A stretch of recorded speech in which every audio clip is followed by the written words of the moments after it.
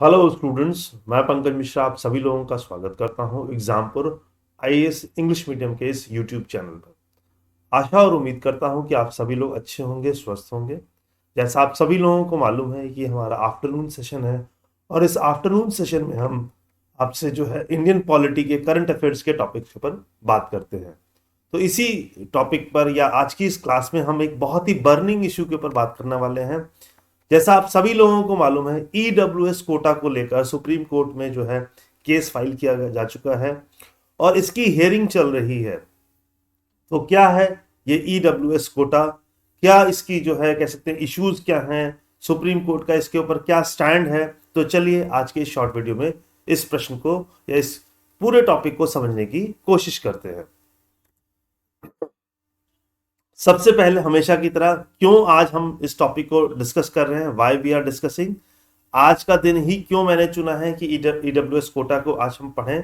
तो जैसा आप सभी लोगों को मैंने स्टार्टिंग में ही बताया इस वीडियो की कि रिसेंटली सुप्रीम कोर्ट में जो है यहाँ पर जो है लिटिगेशन फाइल हो चुकी है और इस लिटिगेशन को सुन रहा है सुप्रीम कोर्ट ऑफ इंडिया, जहां पर ईडब्ल्यूएस जो रिजर्वेशन क्राइटेरिया है उसको चैलेंज किया जा चुका है। That is EWS economically weaker section, जिसके तहत 10% का जो है कोटा मिलता है, रिजर्वेशन मिलता है in terms of public services and in terms of educational institution. यहाँ एडमिशन के तौर पर और यहाँ पर पब्लिक सर्विसेज में जो है 10% का जो है रिजर्वेशन मिलता है जनरल कैटेगरी के लोगों को।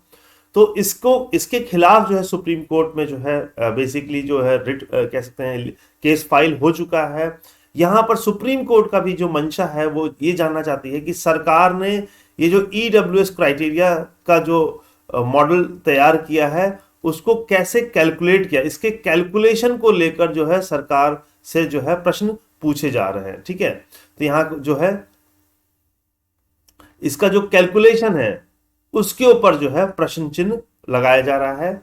और हाल फिलहाल में आप सभी लोगों ने देखा होगा कि नीट की एग्जाम्स जो है, जो मेडिकल एग्जाम्स है वो संपन्न हुए हैं।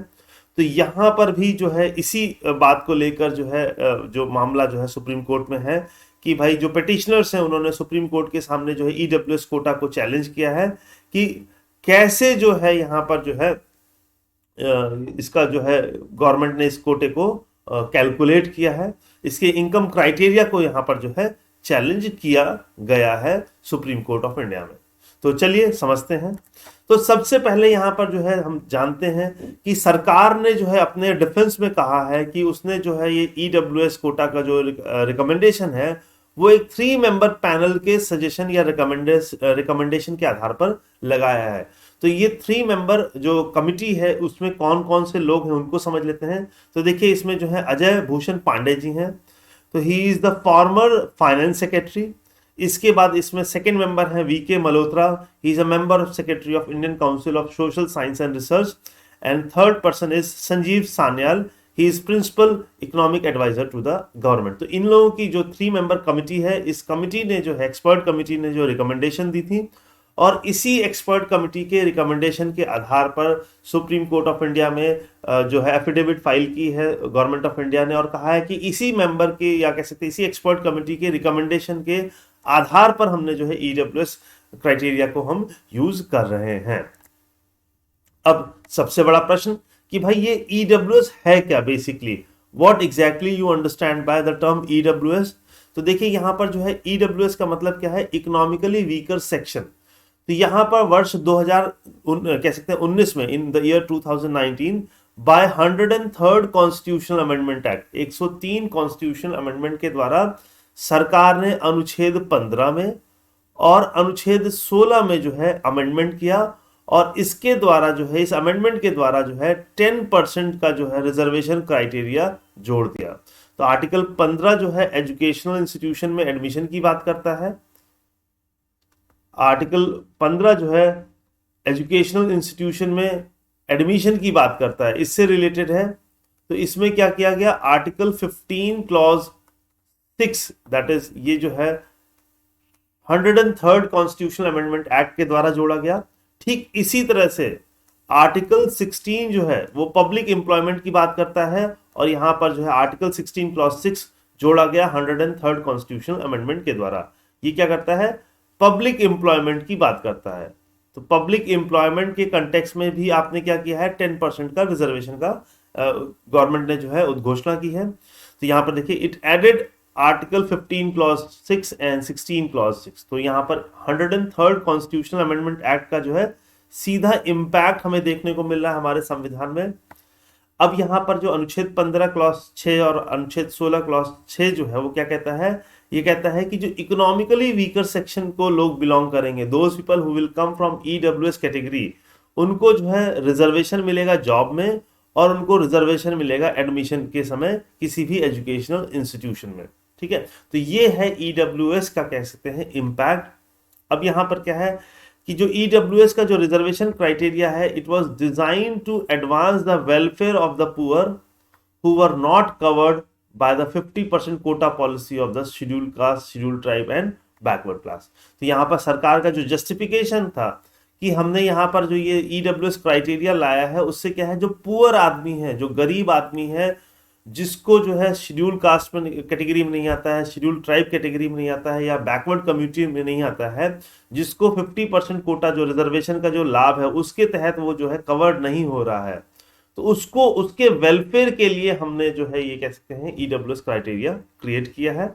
और यहाँ पर इस ईडब्ल्यूएस क्राइटेरिया के द्वारा जो है both central government and the state government, दोनों ही राज्य सरकारें और केंद्र सरकारें, दोनों को ये अधिकार है कि वो क्या करें, रिजर्वेशन के माध्यम से जो है इकोनॉमिकली वीकर सेक्शन को क्या पहुंचाए, लाभ पहुंचाए। सोसाइटी में जो भी इकोनॉमिकली वीकर सेक्शन को बिलोंग करता है उसको अनुच्छेद 15 और अनुच्छेद 16 के तहत यहाँ पर क्या है, रिजर्वेशन का जो है बेनिफिट मिलेगा।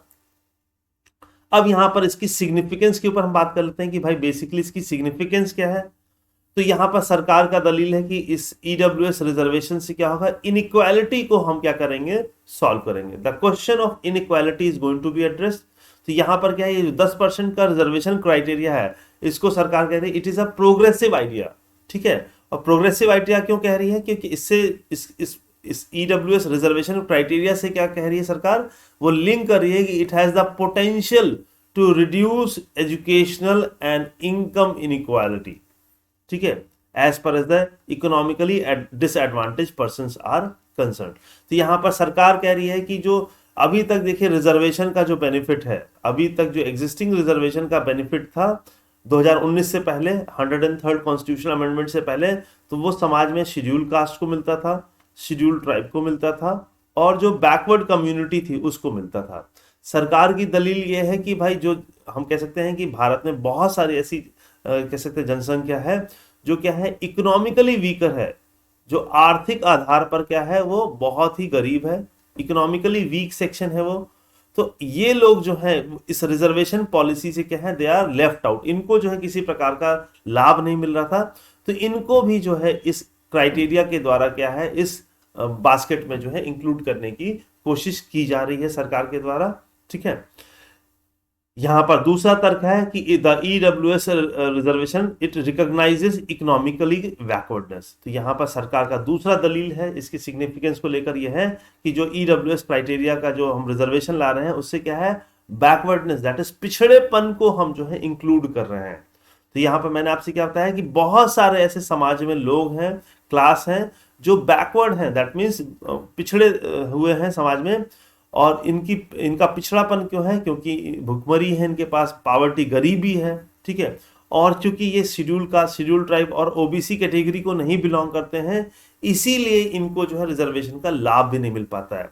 तो ऐसे पिछड़े वर्ग को इंक्लूड करने का जो है स्टेप है ईडब्ल्यूएस। ठीक है, तो यहाँ पर जो है इकोनॉमिकली वीकर सेक्शन को इंक्लूड किया जा रहा है, और इस प्रकार से जो इस तरह का जो पिछड़ा, जो गरीब तबका है, उसको भी आप जो है रिजर्वेशन का जो है लाभ देने की कोशिश कर रहे हैं। इसके बाद यहाँ पर थर्ड क्राइटेरिया जो है सिग्निफिकेंस का है कि reduction of discrimination on the basis of caste. ठीक है, तो पहले ही सरकार कह रही है कि भाई ये प्रोग्रेसिव फॉर्मूला है, और इस प्रोग्रेसिव फॉर्मूला में हम क्या कर रहे हैं कि हम कास्ट को यहाँ पर आधार नहीं बना रहे। अभी तक पिछला जो रिजर्वेशन पॉलिसी था वो क्या था, वो कास्ट बेस्ड जो पॉलिसी था। अब ये क्या है, ये प्रोग्रेसिव सोच के साथ हमने उसको लाए हैं रिजर्वेशन पॉलिसी को, और यहाँ पर कास्ट नहीं देखा जाए। We are not looking into the caste, we are what we are looking, we are looking at the economical angle, हम यहाँ पर आर्थिक आधार पर जो है रिजर्वेशन दे रहे हैं। तो इस तरीके से जो है अपर कास्ट, जिसको जो है उस अपर कास्ट में जो कह सकते हैं जो लोग पिछड़े हैं, जो गरीब हैं, वंचित हैं, उनको भी जो है रिजर्वेशन के माध्यम से हेल्प देने की कोशिश की जा रही है।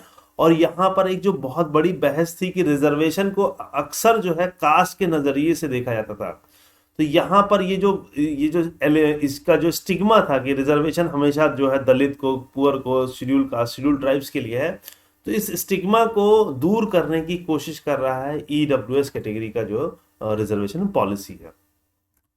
अब हम बात करते हैं कि भाई फिर कंसर्न क्या है, अगर सब कुछ इतना अच्छा है, अगर इतनी अच्छी बात या इतनी अच्छी मंशा के साथ जो है इस रिजर्वेशन क्राइटेरिया को गवर्नमेंट ने इंट्रोड्यूस किया है, तो यहाँ पर प्रॉब्लम क्या है, व्हाट आर द कंसर्न।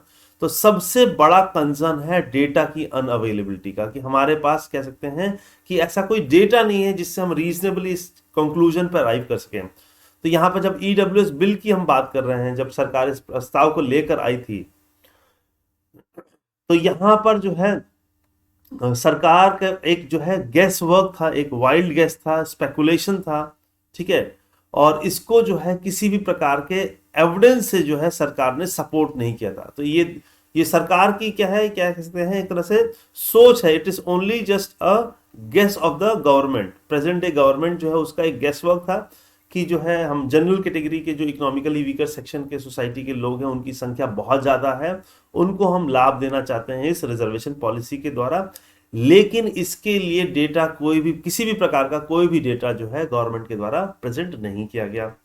तो ये है प्रॉब्लम नंबर 1। प्रॉब्लम नंबर 2 है कि इंदिरा साहनी केस में, that is in the year 1992, Indira Sahni case में सुप्रीम कोर्ट की जो 9 जजेस की बेंच थी, उसने कहा था कि भाई आप जो रिजर्वेशन लाइए, लेकिन रिजर्वेशन हमेशा जो है 50% के लिमिट के अंदर होना चाहिए। तो यहाँ पर जो ईडब्ल्यूएस क्राइटेरिया का जो रिजर्वेशन है, उससे 10% का रिजर्वेशन हाइक किया गया है, 10% लोगों इंक्लूड किया है। इससे क्या हुआ है, ये जो 50%, दैट इज अगर 100 सीटें हैं तो 50% पर आप क्या करिए, रिजर्वेशन लाइए, 50% ओपन रखिए, ओपन दैट इज आम जनता के लिए ओपन रखिए। लेकिन जैसे ही ये ईडब्ल्यूएस क्राइटेरिया का रिजर्वेशन एड ऑन हुआ है, तो ये जो लिमिट थी, ये 50% की जो लिमिट है, now it has been what say imbalance, इसमें इम्बैलेंस क्रिएट हो चुका है, क्योंकि अब ईडब्ल्यूएस का जो कोटा है उसकी वजह से जो 50% की सीलिंग है वो रिड्यूस हो चुकी है। तो ये एक जो है कंसर्न है कि इंदिरा साहनी केस में जो जजमेंट दिया गया था, उसको जो है ये कह सकते हैं कि जो रिजर्वेशन की जो लिमिट सेट की गई थी, उस लिमिट को जो है ये एक्सीड करता है ईडब्ल्यूएस का, या कह सकते हैं 103rd कॉन्स्टिट्यूशनल अमेंडमेंट एक्ट।